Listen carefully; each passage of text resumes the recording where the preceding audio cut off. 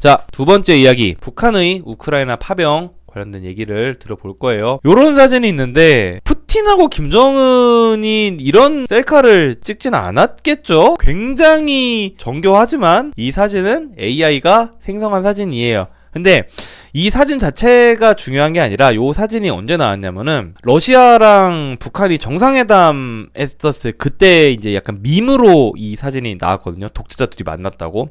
아무튼 근데 지금 북한과 러시아의 관계가 거의 역사상 제일 밀접한 그런 관계고 그게 우리 대한민국의 큰 위협이 되고 있다라는 겁니다. 실제로 북한은 우크라이나에 파병을 했죠. 한 거는 기정사실이고 슬슬 서방은 3차 세계대전을 걱정을 하기 시작했습니다. JP모건 CEO 제이미 다이먼 이 사람이 얘기를 했어요. 지금 국제질서가 위기에 처해 있고 실제로 작은 분쟁이라도 세계 3차 대전으로 번질 수 있다. 샤를 미셸 유럽 정상회의 상임의장도 비슷한 얘기를 했습니다. 각국이 연합을 해가지고 전쟁을 막아야 한다라고 UN 총회에서 얘기를 했어요. 뉴스위크에서 어제 나온 얘기야. 북한의 우크라이나전 참전이 세계대전으로 확대될 가능성이 있느냐. 실제로 러시아 우크라이나 전쟁이 국제전이 되어가고 있다라는 심각한 우려가 있습니다. 요거는 우리가 지난주에도 봤는데 러시아 군인들이 북한의 군인들이 행진하는 거를 찍은 뭐 그런 장면이라고 하고 요것도 블라디보스톡에서 지금 보급품을 기다리고 있는 북한 군인들의 사진으로 알려져 있고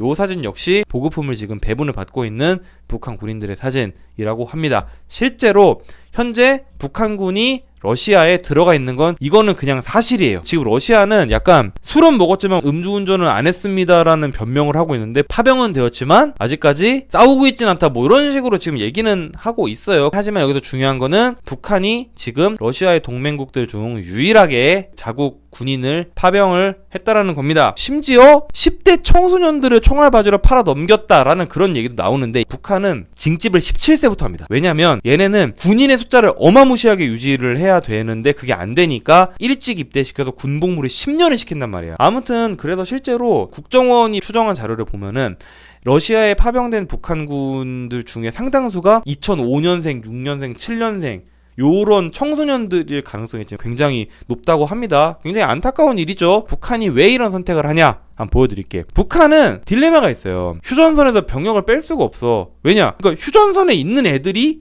정예 병력이겠지. 전쟁이 일어나면은 한국군하고 맞서 싸워야 되니까. 그래서 실제로 1998년 이후에 북한은 DMZ에서 100km 이내에 자기네 나라 군인의 70%를 배치를 했어. 정예 군단이 무려 4개 군단이 지금 휴전선 근처에 못 박혀 있단 말이에요. 저기서 뺄 수는 없어서 이게 뉴스로 나온 게 북한이 뭐 후방의 최정예 군단인 뭐 폭풍 군단을 우크라이나로 보냈다. 근데 그렇다고 해서 휴전선에 배치되어 있는 병력이 아니면은 그 병력을 외국에서 소모를 시키면 되는 거야. 근데 그것도 안 되잖아, 사실은. 실제로 러시아군도 우크라이나 전쟁에서 하루 평균 1200명이 죽는데 그거를 알면서도 지금 10대들을 전쟁터에 보내고 있단 말이에요. 하면 안 되는 일을 하고 있는 거예요. 그래서 어떤 의심을 사고 있냐면 신규로 징집된 병력을 폭풍군단이라는 메이커 부대에 편성을 하는 거야. 그러니까 폭풍군단이라는 메이커 부대가 있어. 근데 거기 신규 징집 병력을 집어넣으면은 껍데기는 정예부대지만 소갈맹이는 그렇지가 않겠죠. 그래서 걔네를 파병을 보내는 거야. 그러면은 이거는 두 가지 효과를 거둘 수 있잖아. 첫 번째, 야 우리 지금 겁나 정예 병력을 보내는 거라우.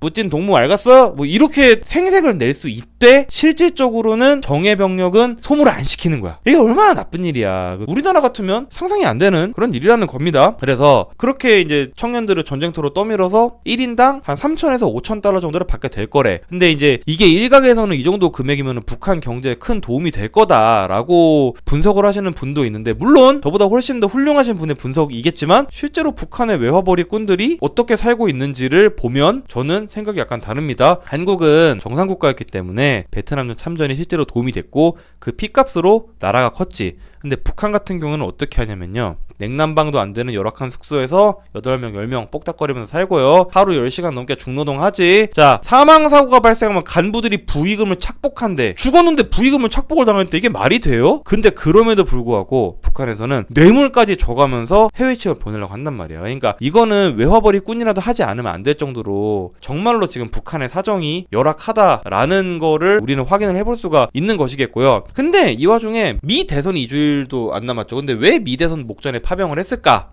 어쨌든지 간에 김정은의 개인적인 속내가 있는 겁니다. 전쟁 자체에 계속 부담을 줘서 민주당 정권에 대한 지지율을 떨어뜨리고 그러면 트럼프로 정권이 교체가 될 확률이 조금 높아지지. 트럼프는 우크라이나에 지원을 하기 싫어해. 미국이 지원을 끊는다. 그러면 러시아가 승리할 가능성이 상승하겠지. 근데 북한은 어떻게 했어? 러시아랑 같이 우크라이나에 파병을 했죠. 파병을 했으니까 자기는 승전국의 지위를 획득을 할 수 있다라고 생각을 하는 거야. 승전국 지위를 획득을 하게 되면은 내부 결속력을 강화할 수 있는데 어떻게 결속력을 강화를 하냐? 자, 자기 할아버지 김일성이지. 김일성은 미국이랑 싸워서 이겨서 졌죠. 중공군 불러와서 겨우 기사회생 한 게 자기 할아버지지. 근데 러시아를 도와서 우크라이나 전쟁을 이기면은 김정은은 자기네 나라 사람들한테, 북한 사람들한테 뭐라고 말을 할 수 있냐면은, 봐라, 나가 미제국주의자들을 까부시고 승전국이 되었어, 이렇게 얘기를 할 수 있는 거야. 자, 그러면은 결국 내부적으로는 자국민을 단속하면서 동시에 본인이 권력을 강화를 하는 거야.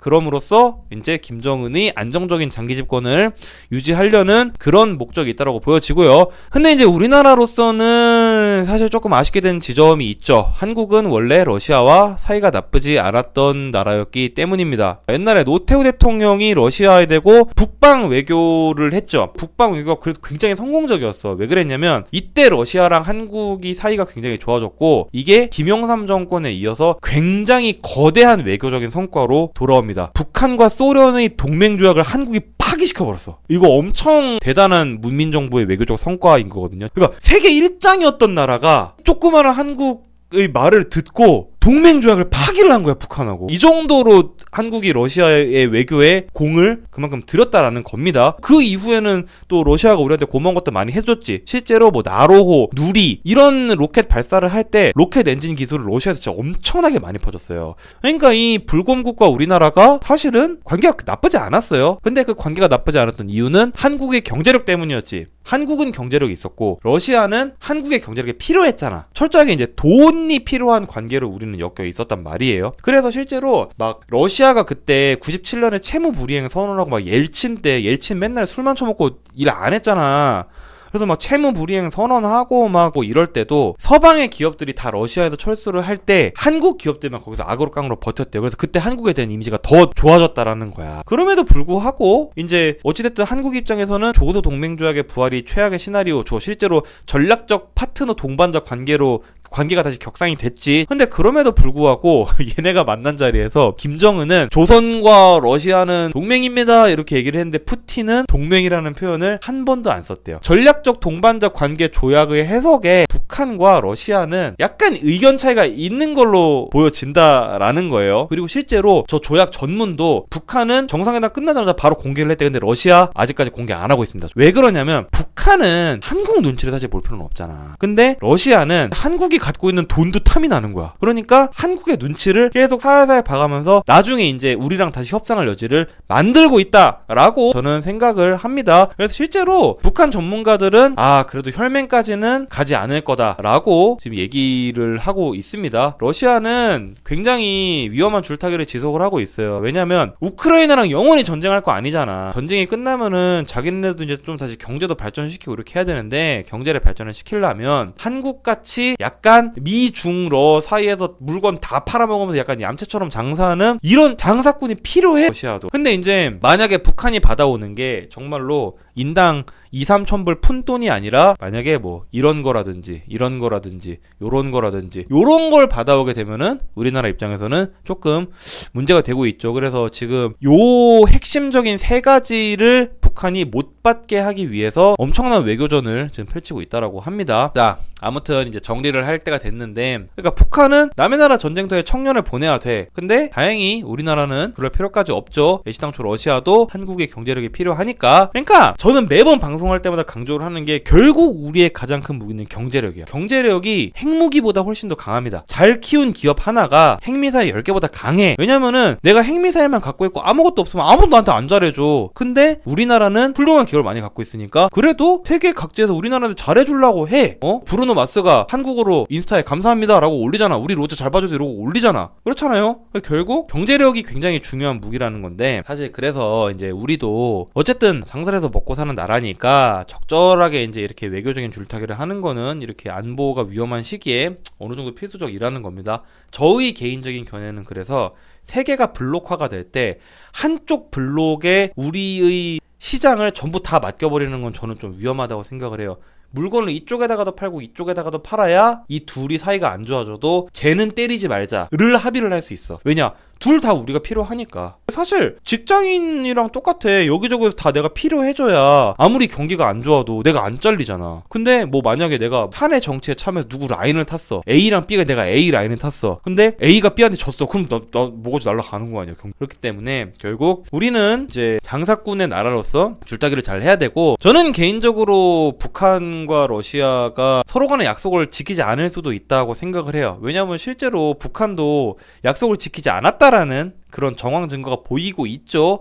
신규로 징집한 사람들 데려다가 그냥 어차피 도움도 잘 안 되는 병력을 데려다가 배치를 시킬 수도 있고, 러시아도 야 ICBM 기술 내가 줄게 라고 해놓고 안 줄 수도 있지. 물로켓 기술 막 이런 거 전달해 줄 수도 있지.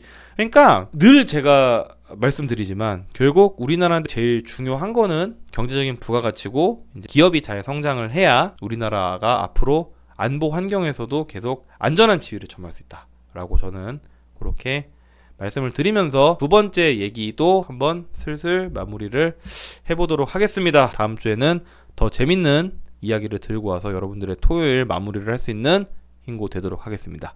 그럼 오늘도 방송 들어주셔서 감사드리고요. 그럼 다음 주에 뵙겠습니다.